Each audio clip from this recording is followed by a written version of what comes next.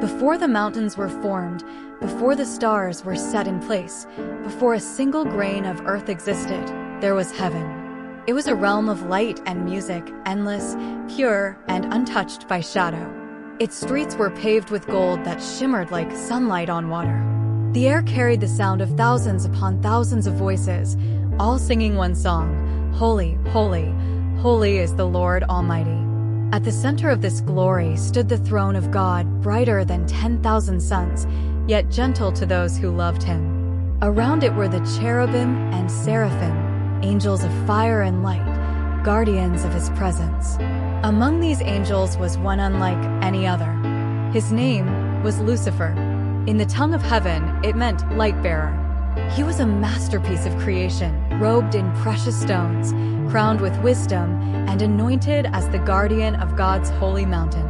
From his being radiated music itself, the sound of harps, flutes, and choirs, as though heaven had woven melody into his soul. Lucifer's place was at the very throne, not as a ruler, but as a servant of the Most High. He moved with authority, his wings like mirrors reflecting the light of God. Every angel knew his name. Every angel honored his rank. But in the heart of the light-bearer, a shadow began to stir. It started as a whisper, what if? What if the light was his own? What if the songs were for him? What if he could rise higher? Lucifer's gaze shifted from the throne to himself. The beauty that had once led him to worship now led him to wonder why he was not worshipped. He began to imagine a crown upon his own head, the universe bending at his command. The whispers grew bolder. They told him, "You are not a servant. You are a king." And Lucifer listened. He began to walk among the angels, speaking softly, planting seeds. Does God truly need to rule forever? What if we shared his power? What if there was freedom? One by one, hearts turned. Not all, but enough. From the highest archangels to the youngest of the host, some looked upon Lucifer and saw not rebellion, but destiny. By the time the seeds had grown, 1/3 of heaven's angels had pledged themselves to him. The light-bearer had become the deceiver. The day came when heaven's harmony broke. Lucifer stood before the throne, no longer in worship, but in challenge. His voice, once sweet, was filled with defiance. "I will ascend to the heavens. I will set my throne above the stars of God. I will make myself like the Most High." The court of heaven fell silent. Then came the voice of the Almighty, steady, unshaken. "You were blameless until wickedness was found in you." And with that, the first war began.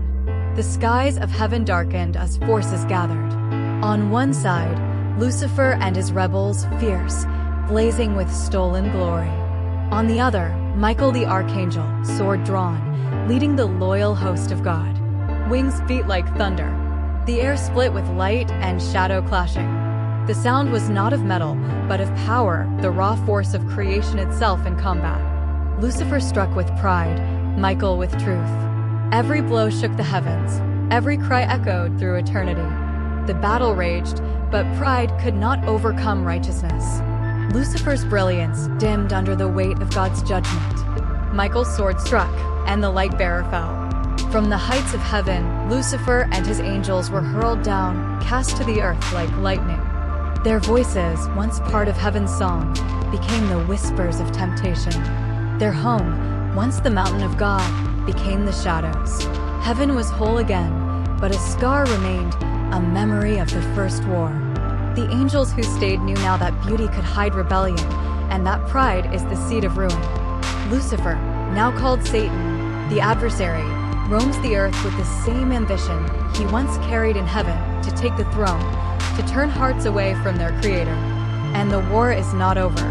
It has simply changed its battlefield.